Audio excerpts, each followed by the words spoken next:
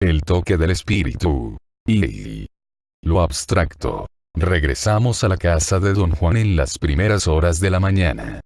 Nos llevó largo tiempo descender de las montañas, principalmente debido a mi temor a tropezar en la oscuridad y caer en un precipicio. Don Juan tenía que detenerse a cada instante, para recobrar el aliento que perdía riéndose de mí. Estaba yo muerto de cansancio, pero no conseguí dormir. Como al mediodía, comenzó a llover. El sonido del copioso aguacero sobre el techo de teja, en lugar de adormecerme, disipó todo trazo de somnolencia. Fui a buscar a don Juan y lo encontré dormitando en una silla. En cuanto me acerqué a él se despertó por completo. Le di los buenos días. Parece que usted no tiene problemas para dormir, comenté. Después de asustarte o enojarte, nunca te acuestes a dormir, dijo sin mirarme. Duerme como lo hago yo, sentado en una silla cómoda. En una ocasión me sugirió que si quería dar a mi cuerpo un verdadero descanso, debía tomar largas siestas tendido de vientre, con la cabeza vuelta hacia el lado izquierdo y los pies colgando justo sobre el pie de la cama. Para no enfriarme me recomendó colocar una almohada ligera sobre los hombros, sin tocar el cuello y usar medias gruesas o no quitarme los zapatos. La primera vez que oí su sugerencia, pensé que estaba bromeando, pero más tarde cambié de opinión. El dormir en esa posición me permitía descansar profundamente. Al comentarle los sorprendentes resultados, me aconsejó seguir sus sugerencias al pie de la letra sin importar si le creía o no. Le dije a don Juan que bien habría podido enseñarme la noche anterior lo de dormir sentado. Le expliqué que el motivo de mi insomnio, además de mi enorme fatiga, era una extraña preocupación por lo que me había contado en la cueva de los brujos. «No me vengas con esas», exclamó. «Has visto y oído cosas realmente espeluznantes, sin perder un solo momento de sueño. Es otra cosa lo que te preocupa». Por un momento pensé que encontraba poco sincera la razón de mi preocupación. Comencé a darle explicaciones, pero él continuó hablando como si no me hubiera escuchado. «Anoche declaraste categóricamente que la cueva no te molestaba en lo mínimo», dijo. «Pues obviamente, te afectó. Anoche no insistí sobre el asunto de la cueva, porque estaba esperando tu reacción». Don Juan manifestó que la cueva fue diseñada por los brujos de la antigüedad para servir de catalizador. Su forma había sido medida cuidadosamente a fin de acomodar a dos personas, en el aspecto de dos campos de energía. La teoría de esos brujos era que la naturaleza de la roca, y el modo en que la tallaron, permitía a dos cuerpos, a dos bolas luminosas, entretejer su energía.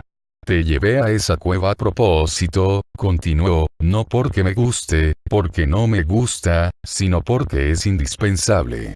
Fue creada como un instrumento para empujar al aprendiz a un profundo estado de conciencia acrecentada. Pero desgraciadamente, así como ayuda también malogra. Empuja a los brujos a las acciones. A los antiguos brujos no les gustaba pensar, preferían actuar. Usted siempre me ha dicho que su benefactor era así», comenté. «Esa es una exageración mía», dijo, «como cuando digo que tú eres un tonto. Mi benefactor era un nahual moderno, dedicado a la búsqueda de la libertad, pero se inclinaba más hacia las acciones que los pensamientos. Tú eres un nahual moderno implicado en la misma búsqueda, pero tiendes bastante hacia los extravíos de la razón». Su comparación debió parecerle de lo más graciosa. Sus carcajadas hicieron eco en el cuarto vacío. Cuando llevé la conversación otra vez al tema de la cueva aparentó no oírme. Por el brillo en sus ojos y la forma en que me sonreía, comprendí que fingía. «Anoche te conté lo del primer centro abstracto», dijo, «y te lo conté con la esperanza de que, al reflexionar sobre el modo como yo he actuado contigo durante todos estos años, dieras con la idea de cuáles son los otros centros abstractos. Has pasado conmigo mucho tiempo. Y yo he tratado durante cada momento de todo ese tiempo de ajustar mis actos y mis pensamientos a los patrones de los centros abstractos. Ahora, la historia del Nahual Elías es otro asunto. A pesar de parecer una historia sobre dos personas, realmente es una historia acerca del intento. El intento crea edificios frente a nosotros y nos invita a entrar en ellos.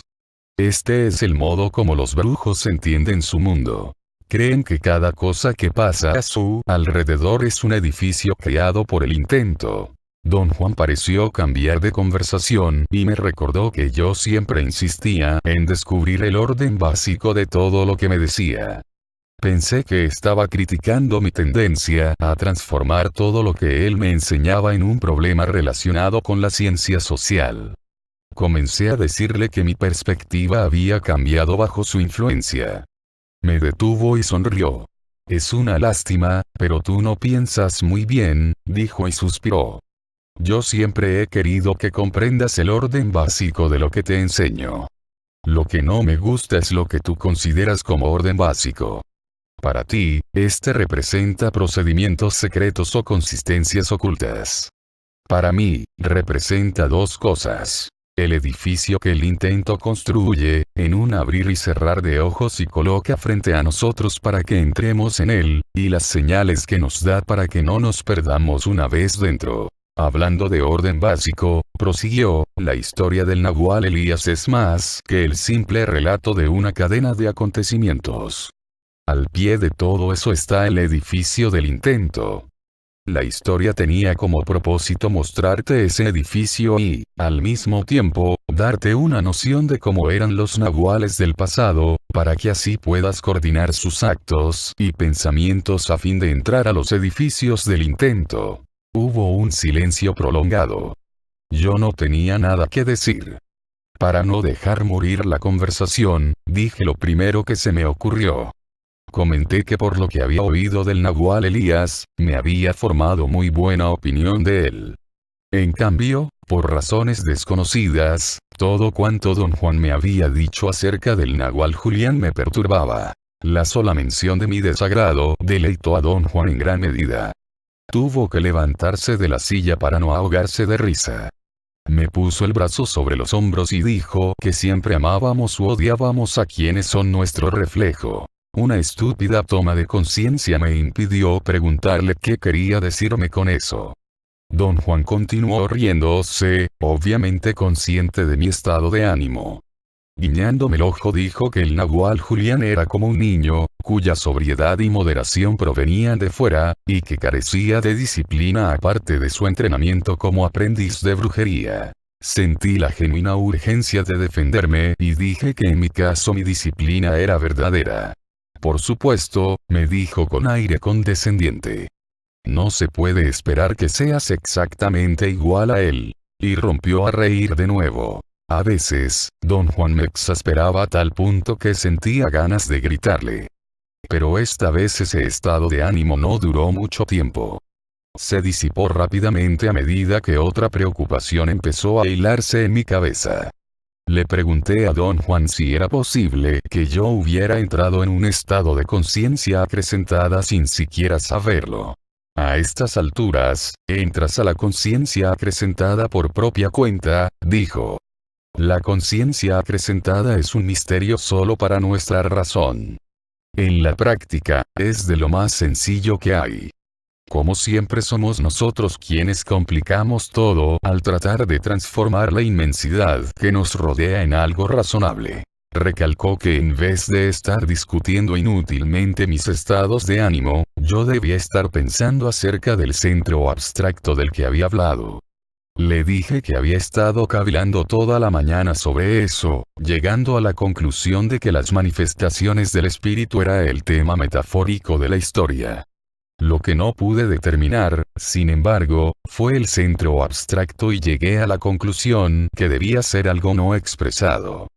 Te lo voy a repetir, dijo, como si fuera un maestro de escuela enseñando a sus estudiantes, las manifestaciones del espíritu es el nombre del primer centro abstracto de las historias de brujería. Obviamente, lo que los brujos conocen como centro abstracto, es algo que, por el momento, se te pasa por alto. Y esa parte que se te escapa, los brujos la conocen como el edificio del intento, o la voz silenciosa del espíritu, o el arreglo ulterior de lo abstracto. Arguí que yo entendía la palabra ulterior como algo que no era revelado abiertamente, como en la expresión motivos ulteriores. Y él replicó que en este caso, ulterior significaba más que algo no revelado abiertamente. Significaba el conocimiento sin palabras. El conocimiento que quedaba fuera de nuestra comprensión racional, sobre todo de la mía. Aseveró que la comprensión de la que hablaba estaba más allá de mis aptitudes, por el momento, pero no más allá de mis posibilidades totales. Si los centros abstractos están más allá de mi comprensión, ¿de qué sirve hablar de ellos? Pregunté. La regla dice que los centros abstractos y las historias de brujería deben ser enseñados en este punto, dijo, y algún día, las historias mismas te revelarán el arreglo ulterior de lo abstracto, que es, como ya te dije, el conocimiento silencioso. El edificio del intento, que está indisputablemente presente en las historias. Yo no le entendía por más que trataba. El arreglo ulterior de lo abstracto no es simplemente el orden en el que nos presentaron los centros abstractos, explicó, ni tampoco lo que tienen en común, y ni siquiera el tejido que los une. Más bien, es el acto de conocer lo abstracto directamente, sin la intervención del lenguaje. Me escrutó en silencio de pies a cabeza, con el obvio propósito de verme. Todavía no te es evidente, declaró. Hizo un gesto de impaciencia, un poco malhumorado, como si mi lentitud lo molestara. Eso me preocupó, pues don Juan no era dado a expresar molestia. No tiene nada que ver contigo, dijo en respuesta a mi pregunta de que si estaba enfadado o decepcionado conmigo. Es que al verte se me cruzó un pensamiento por mi mente. En tu ser luminoso hay una característica que los antiguos brujos hubieran dado cualquier cosa por poseer. ¿Puede usted decirme lo que es? Pedí en tono áspero. Te lo diré en otra ocasión, dijo, entre tanto, continuemos con el elemento que nos impulsa. Lo abstracto. El elemento sin el cual, no existiría el camino del guerrero, ni guerrero alguno en busca de conocimiento. Dijo que las dificultades que yo experimentaba no le eran desconocidas. Él mismo también había pasado verdaderos tormentos para comprender el arreglo ulterior de lo abstracto. Y de no haber sido por la gran ayuda del Nahual Elías, habría terminado como su benefactor. Todo acción y muy poca comprensión. ¿Cómo era el Nahual Elías? Pregunté para cambiar de tema. No se parecía en nada a su discípulo, dijo don Juan. Era indio. Muy prieto y fornido. Tenía facciones toscas, boca y nariz grandes, ojos pequeños y negros, cabello negro y grueso sin una sola cana. Era más bajo de estatura que el Nahual Julián. Tenía pies y manos grandes. Era muy humilde y muy sabido, pero no tenía chispa. Comparado con mi benefactor, era algo pesadito. Siempre solitario, sumido en cavilaciones y en preguntas. El Nahual Julián bromeaba que su maestro impartía sabiduría por toneladas, y a sus espaldas lo llamaba el Nahual tonelaje. Nunca entendí la razón de sus bromas, continuó don Juan. Para mí el Nahual Elías era como una ráfaga de aire fresco. Me explicaba todo pacientemente, como yo te explico a ti, probablemente con un poco más de algo que no llamaría yo compasión, sino más bien empatía. Desde el momento que los guerreros son incapaces de sentir compasión por sí mismos, tampoco pueden sentir compasión por nadie. Sin la fuerza impulsora de la lástima por sí mismo, la compasión no tiene sentido. ¿Quiere usted decir, don Juan, que a un guerrero nadie le importa? En cierto modo, sí. Para un guerrero todo comienza y termina en sí mismo. Sin embargo, su contacto con lo abstracto lo hace superar sus sentimientos de importancia personal. Así, el yo se convierte en algo abstracto, algo sin egoísmo. El Nahual Elías sabía que las circunstancias de nuestras vidas y nuestras personalidades eran similares, continuó don Juan. Por esta razón, se sintió obligado a ayudarme. Yo no siento esa similitud contigo, así que supongo que te considero de una manera muy semejante a la que el Nahual Julián me consideraba a mí. Don Juan dijo que el nahual Elías lo tomó bajo su protección casi desde el primer momento en que llegó a la casa de su benefactor. Era él quien le daba complejas explicaciones acerca de todo lo que sucedía en su aprendizaje. Nunca le importó al nahual Elías si Don Juan era capaz de comprender o no. Su deseo de ayudarlo era tan intenso, que prácticamente lo tenía prisionero. De esta forma, lo protegió de los duros embates del nahual Julián. En un principio, yo acostumbraba a quedarme en casa del nahual Elías, continuó Don Juan, y me encantaba. En casa de mi benefactor tenía que andar siempre muy alerta. Siempre en guardia, temeroso de lo que él me fuera a hacer. En cambio, en casa del nahual Elías, sentía lo contrario. Me sentía seguro y a gusto. Mi benefactor me presionaba sin misericordia. Y sencillamente, yo no podía imaginarme por qué lo hacía. A veces hasta pensaba que el hombre estaba loco de remate. Quería preguntarle por qué lo presionaba tanto, pero Don Juan continuó hablando del nahual Elías. Dijo que era un indio del estado de Oaxaca y que había sido instruido por otro nahual de nombre Rosendo, de la misma región. Don Juan describió al nahual Elías como un hombre conservador, a quien le gustaba sobremanera su soledad ermitaña.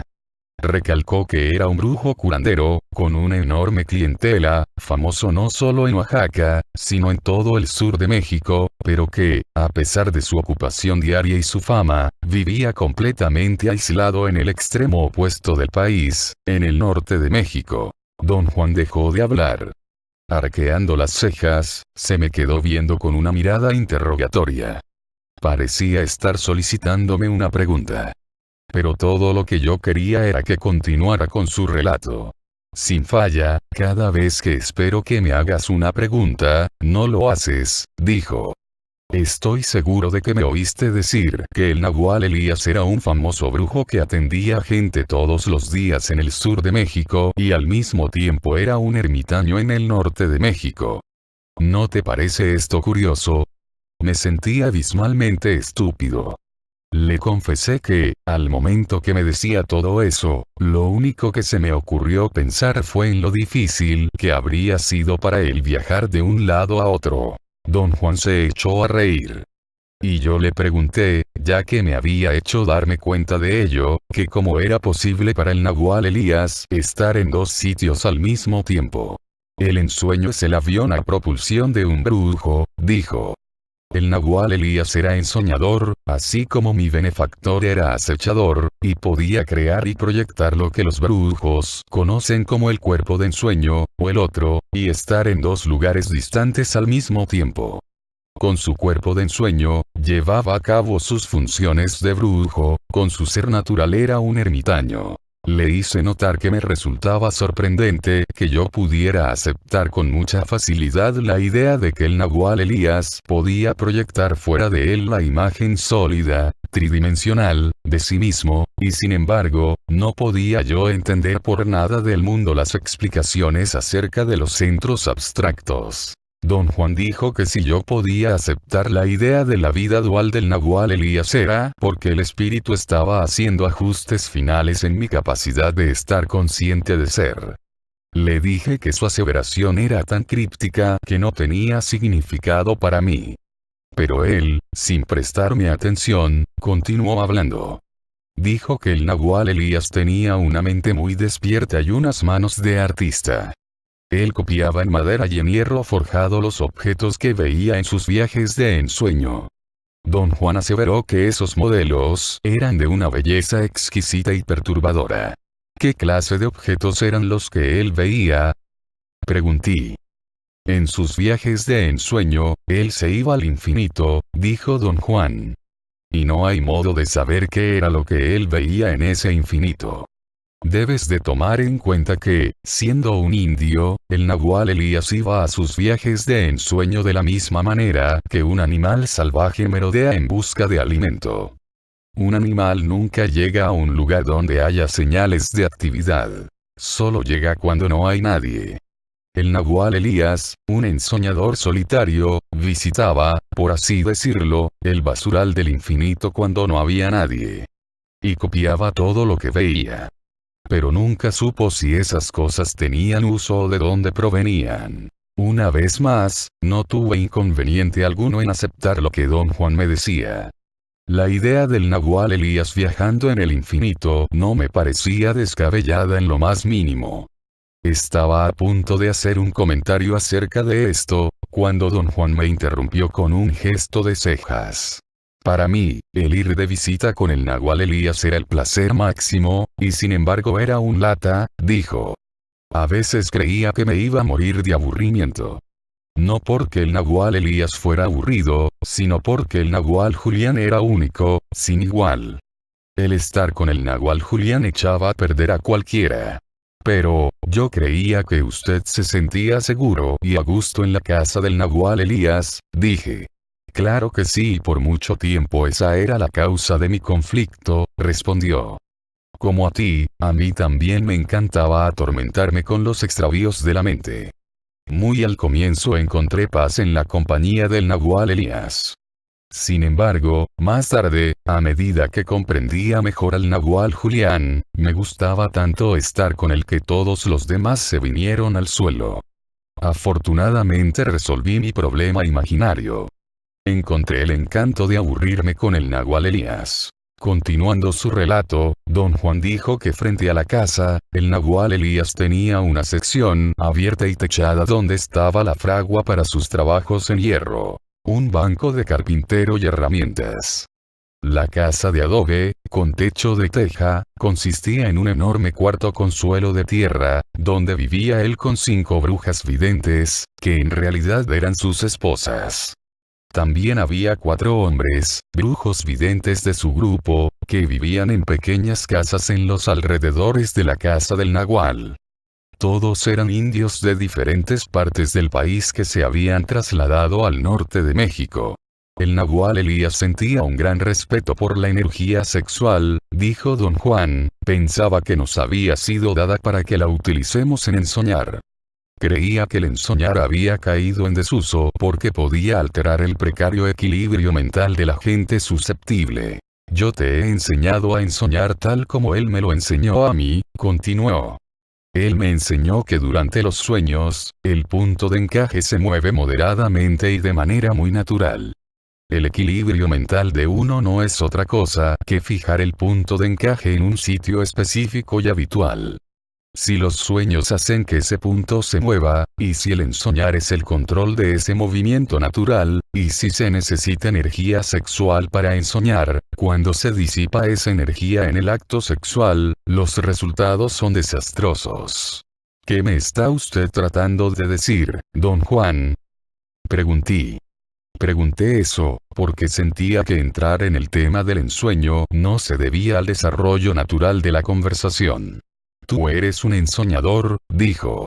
Si no tienes cuidado con tu energía sexual, ya puedes irte acostumbrando a los movimientos erráticos en tu punto de encaje. Hace un momento te asombraban tus propias reacciones. Bien, eso se debe a que tu punto de encaje se mueve sin sentido, porque tu energía sexual no está en equilibrio. Hice un estúpido e inadecuado comentario sobre la vida sexual de los hombres adultos. Nuestra energía sexual es lo que gobierna el ensueño, explicó. El Nahual Elías me enseñó que, o haces el amor con tu energía sexual o ensueñas con ella. No hay otro camino. Si te menciono todo esto es porque tienes una gran dificultad en mover tu punto de encaje para asimilar nuestro último tópico, lo abstracto. Lo mismo me ocurrió a mí, continuó don Juan. Solo cuando mi energía sexual se liberó del mundo, cayó todo en su sitio. Esa es la regla para los ensoñadores. Los acechadores son lo opuesto. Mi benefactor, por ejemplo, era un libertino sexual como hombre común y corriente y como Nahual. Don Juan parecía estar a punto de contarme las aventuras de su benefactor, pero obviamente cambió de idea. Meneó la cabeza y dijo que yo era demasiado pudibundo para tales revelaciones. No insistí. Dijo que el Nahual Elías poseía la sobriedad que solo adquieren los soñadores tras inconcebibles batallas consigo mismos. Él utilizaba esa sobriedad cuando le daba a don Juan complejas explicaciones sobre el conocimiento de los brujos. Según me explicó el nahual Elías, mi propia dificultad para comprender el espíritu era algo que le pasaba a la mayoría de los brujos, prosiguió don Juan. De acuerdo al nahual Elías, la dificultad era nuestra resistencia a aceptar la idea de que el conocimiento puede existir sin palabras para explicarlo. Pero yo no encuentro ninguna dificultad en aceptar todo esto, dije. El aceptar esta proposición no es tan sencillo como decir, la acepto, dijo don Juan. El nahual Elías decía que toda la humanidad se había alejado de lo abstracto y que alguna vez debió de haber sido nuestra fuerza sustentadora. Luego sucedió algo que nos apartó de lo abstracto y ahora no podernos regresar a él. El nahual decía que un aprendiz tarda años para estar en condiciones de regresar a lo abstracto. Es decir, para saber que el lenguaje y el conocimiento pueden existir independientemente el uno del otro. Don Juan reiteró que el punto crítico de nuestra dificultad de retornar a lo abstracto era nuestra resistencia a aceptar que podíamos saber sin palabras e incluso sin pensamientos. Iba a arguir que si yo lo pensaba bien, él estaba diciendo tonterías cuando me asaltó el extraño sentimiento de que yo estaba pasando por alto algo de crucial importancia para mí. Don Juan me estaba tratando de decir algo que yo o bien no alcanzaba a captar, o no se podía decir del todo.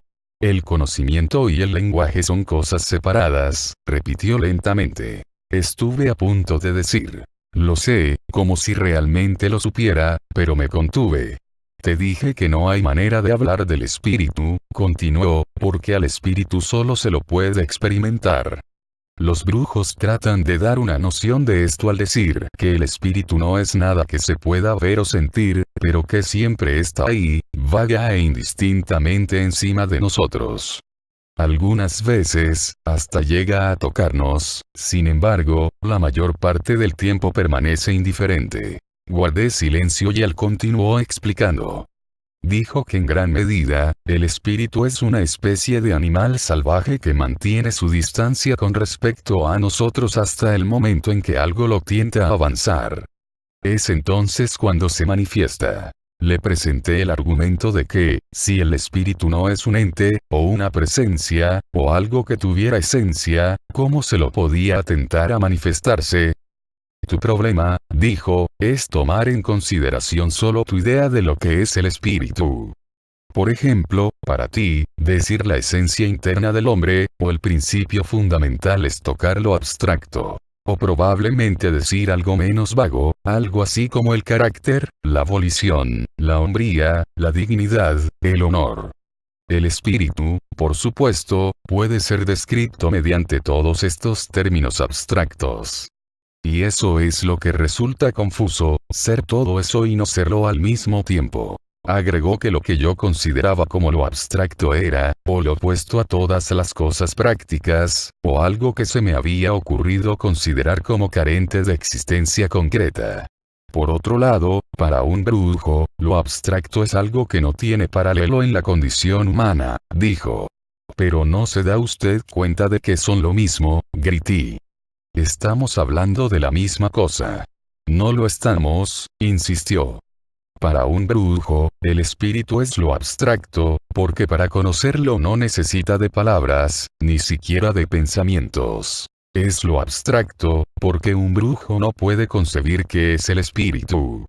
Sin embargo, sin tener la más mínima oportunidad o deseo de entenderlo, el brujo lo maneja. Lo reconoce, lo llama, lo incita, se familiariza con él, y lo expresa en sus actos. Meneé la cabeza con desesperación.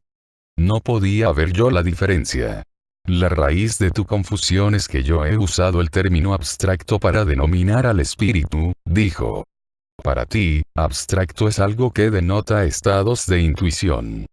Un ejemplo es la palabra espíritu, que no describe la razón ni la experiencia práctica y que, claro, según tú, no sirve más que para aguijonear tu fantasía. Estaba yo furioso con don Juan. Lo llamé obstinado y se rió de mí. Sugirió que si yo lograba considerar seriamente la proposición que el conocimiento puede ser independiente del lenguaje, sin molestarme en entenderla, tal vez pudiera ver la luz. Piensa en esto, dijo. No fue el acto de conocerme lo importante para ti. El día que te conocí, tú conociste al espíritu. Pero como no podías hablar de ello, no lo notaste. Los brujos conocen al abstracto sin saber lo que están haciendo, sin verlo, sin tocarlo y sin siquiera sentir su presencia. Permanecí callado, porque no me gustaba discutir con él. A veces él era terrible y caprichosamente abstruso. Don Juan parecía estar divirtiéndose inmensamente.